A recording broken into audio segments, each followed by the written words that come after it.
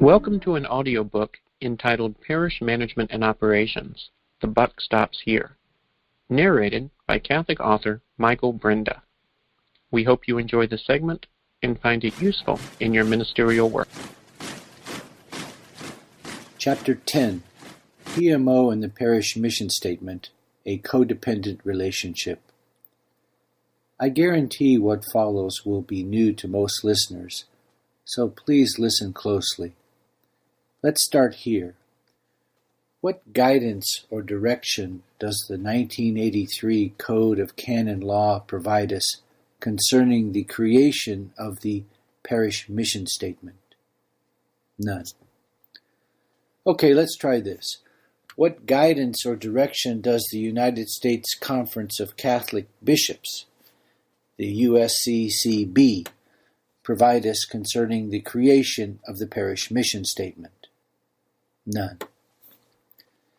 You mean there have been a whole lot of well-intentioned people for a whole lot of years writing the ever-ubiquitous parish mission statements without knowing all they need to know about the entire mission of the mission statement? Exactly. Let that sink in. The USCCB includes and invokes various mission and vision statements throughout their website, but nowhere in their website do they provide any guidance or direction concerning the creation of a parish mission statement and the entire mission of the mission statement. For many millennia, the world, including the Church, operated without any formal written mission statement whatsoever. Why? Because the very notion of a mission statement had not yet been invented. There is no absolute historical proof of the first use of a mission statement, but the oldest citation found in a newspaper archive dates from November 29, 1973, where there is a phrase in the proposed mission statement for the University of Wisconsin's freshman-sophomore campuses, which implies that the two-year campuses exist only or primarily for those who cannot afford to go to school elsewhere. The Oxford English Dictionary references mission statement in military usage in 1967. The earliest business management educational application seems to be 1971 from the Journal of Higher Education. Logically speaking, perhaps the mission statement was military in origin, subsequently picked up by academia, followed by business adoption, and ultimately adopted from the business realm by the Church. In other words, the use of a mission statement has organically evolved and spread relatively recently via what we could best characterize as a committee building process of, hey, that looks like a good idea, or that sounds good, or yeah, I like that. That sort of adoption and provocation. At first glance, such committee-written mission statements seem to quite nicely and tidily communicate the purpose of an organization, be it business, education, government, military, or religious in nature. But first glances can be deceptive. Who drilled down on this mission statement's spread and adoption in the world? Who kicked its proverbial tires? Anybody? Who looked at the complete mission of a parish mission statement? Indeed, who in the room understood it? Does your parish even have a mission statement? When was the last time you looked at it? More importantly for our purposes, what happens if the mission statement you craft quite nicely and tidily appears to fully communicate the mission of the parish, but unintentionally omits a critical point? Oh my, that's not good. Why? Because language that is integral and paramount for you to complete your PMO mission in a superior manner, has not been identified as being an integral part of your mission. The critical additional language needed by the PMO administrator never makes it into your parish mission statement, thus handicapping the ability of the PMO administrator to do his or her job in a superior manner. And what happens now and forevermore until the mission statement is enhanced? If this integral enhanced language is not specified in such a foundational statement as your mission statement, a statement universally accepted and understood today to be publicly and proudly proclaiming to the world the summarized total essence of the reason your organization purports to exist, it's not what does happen, it's what doesn't happen that we must identify. By definition, the missing points cannot be a focus of anyone's attention because missing language in the mission statement does not exist to be focused upon, and that's not good from the PMO administrator's perspective. Why? Because from the PMO administrator's perspective, you must be able to make the following statement to any PMO applicant, current employee, or volunteer. You will be wishing to say, do you see this piece of our mission statement language? This particular language is also a key point animating your daily job performance and my review of your job performance. It is also integral to the foundation of our culture. This language, both literally and figuratively, is a public promise to everyone in our community that we will serve them in a superior manner in both temporal and spiritual matters. The problem? You can't make the above statement unless the requisite language enabling the above statement is part of your mission statement. Oh. And what happens if such language is not present in the mission statement? That's a simple formula. Missing mission statement language equals no PMO administrator leverage, and that can't be good. Why? To quote Lewis Carroll, author of the appropriately named Alice in Wonderland book, if you don't know where you are going, any road will lead you there. Since we don't live in a fantasy world, we are stuck with the reality of things as they are, not as we wish them to be.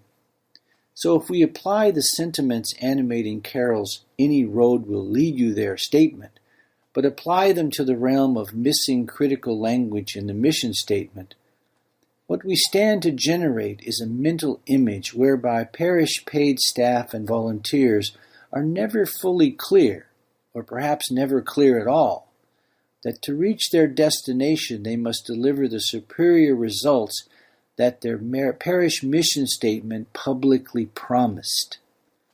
And why do PMO employees and volunteers often fail to deliver superior results? First, because this commitment to provide superior results was never publicly promised to anyone in the first place.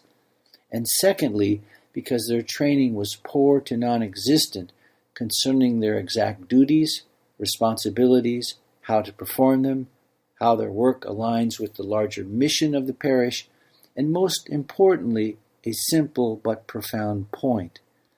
Why even bother to do what we do to the standard of superior has not been publicly articulated.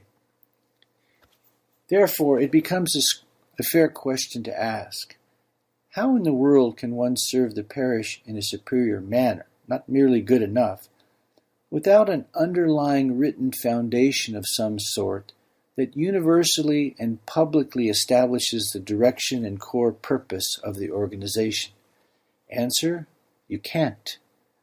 You will never be able to relate the fruit of your efforts to the mission of the parish without a parish mission statement that also reasonably expresses the purpose and performance standard of what you do in your paid staff and volunteer roles. In other words, can employees and volunteers connect the dots from their role in PMO to some explicit and clear language in the parish mission statement that fundamentally supports what they do and why they do it that way? What exists to provide the aforementioned direction and core purpose of the organization? How is this accomplished? Where do we start? The parish mission statement is the place we start building our PMO foundation. The Parish Mission Statement is the stem cell from which we derive all PMO guidance, direction, and culture, and it has deep and sobering biblical roots. Thus, before we do anything, we must ask, does what we intend or plan to do in PMO jibe with our current parish, or any enterprise for that matter, mission statement? However, notice the potential crack in our PMO foundation. Missing mission statement language does not help us do our job as PMO administrators. A quote from Father Donald Sr. Knowing the specific mission of an institution and being dedicated to its fulfillment are crucial for the well-being and effectiveness of any institution, certainly for a religious one. End quote. Let's turn the issue around. If the parish mission statement is ignored or poorly crafted, it cannot be used for the purpose just expressed. It cannot be used as a foundational statement to support our efforts in PMO. What happens then? We are building a castle in the sky, that's what. We have no foundation upon which we can build a correct organizational culture.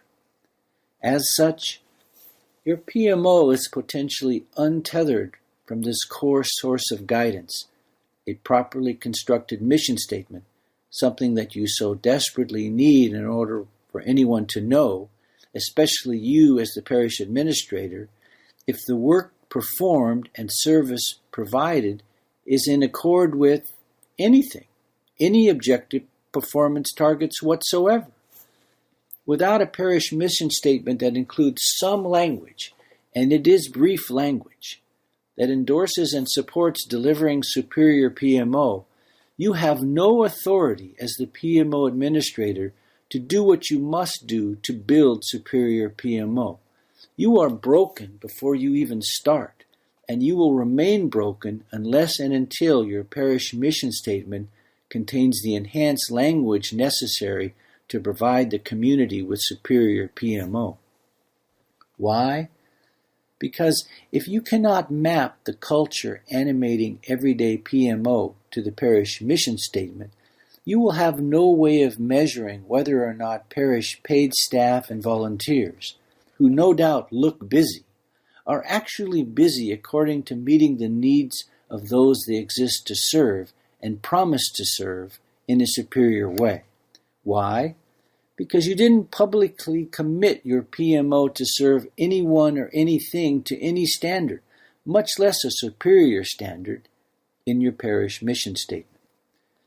Note, we are not proposing that a properly constructed parish mission statement will, in and of itself, ever be an awe-inspiring motivational force for most people. Let's be real here.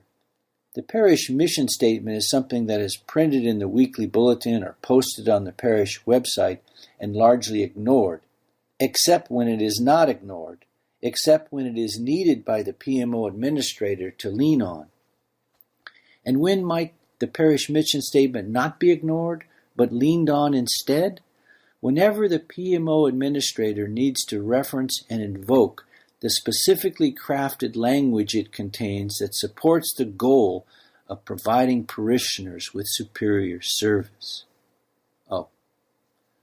Applying the above, we are not asking the parish mission statement to do more than it can, but we are asking it to do all that it should to assist the PMO administrator. That is to say, become the publicly proclaimed foundational language that promises superior PMO service to parishioners.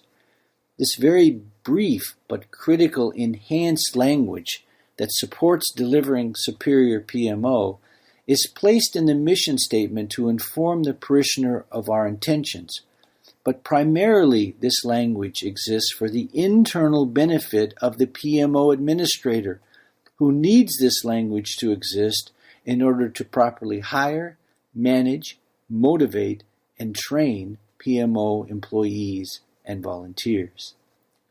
What PMO under your administration promises to the parish in content and level of service, when untethered to some language in the parish mission statement, is whatever it chooses to be about at any given moment, and that is no way to run anything, much less PMO. Isn't that just a lovely image of how things operate, wherever there is no publicly professed PMO standard of performance, much less a superior standard as your only standard? As Carol so wisely stated above, you are certainly on some road, going somewhere, but where, when, why, what, how, who? The benefit of a public declaration is that it implicitly demands fidelity to the declaration, and this fidelity to a quest for superior will subsequently compel the PMO administrator to embrace a holistic PMO system to achieve an institutionalized superior PMO. There is no other path to superior. Note that holistic system of PMO operations starts by adding missing language to the parish mission statement. It is precisely here where the distinction between business and church is most pronounced. In the business realm, it is common knowledge based upon common sense that the boss expects superior performance to achieve the highest possible monetary profit, not to mention crush the competition. But as previously acknowledged, the church is not animated or motivated by earning monetary profits or crushing competitors. As such, we must make it expressly clear to PMO personnel that although we are not motivated by these factors, we nevertheless remain highly motivated. And as we have publicly promised in our parish mission statement, we have committed ourselves to delivering superior PMO service to our community for the sake of serving Christ and saving souls. I believe we can agree this is a worthy calling. The key point here is that we want this commitment declared in writing in the parish mission statement. We do not expect that any, much less all, the ramifications of this promise are assumed to be understood by anyone, much less everyone. As such, whenever the PMO administrator needs to cite it, lead on it, teach it, or for whatever reasons, the language you need to exist must actually exist to be leaned on. This is why we consider such language in the parish mission statement to be foundational in nature, because without it, you have no foundation to support the culture-building actions in parish management and personnel management that you must follow. Here we begin to see creating superior PMO as a holistic challenge, and a properly crafted mission statement is but the first step in a series of steps to creating superior PMO. Merely being busy is not only an insufficient indicator, it is a misleading indicator to the untrained observer. How do you know the busyness you no doubt see in some PMO paid staff and volunteers maps to greatly serving those in need if your parish mission statement doesn't at least give a nod, have a few words to say about serving your parish's temporal needs? Note this well. Busyness, in and of itself, tells you nothing as a leader and or administrator about delivering superior results. Busyness simply allows every person to self-declare they are highly effective in PMO service when nothing may be further from the truth. Busyness and delivering superior results are two different things, but the busy but ineffective person usually overlooks this point until it is pointed out. And when you point out such things while wearing your PMO administrator hat, you will at that precise moment be very glad certain language exists in the parish mission statement to enable you to say and do what you need to say and do. A quote from Henry David Thoreau, "It's not enough to be busy, so are the ants. The question is, what are we busy about?" End quote. The parish mission statement, when used as a foundation for all PMO, is the clear line of demarcation between stating the distinct mission and purpose of the parish versus the mission of any business enterprise. We hope you enjoyed the program and will join us back for another show on WCAT Radio. This is Sebastian Mahfood. Good day.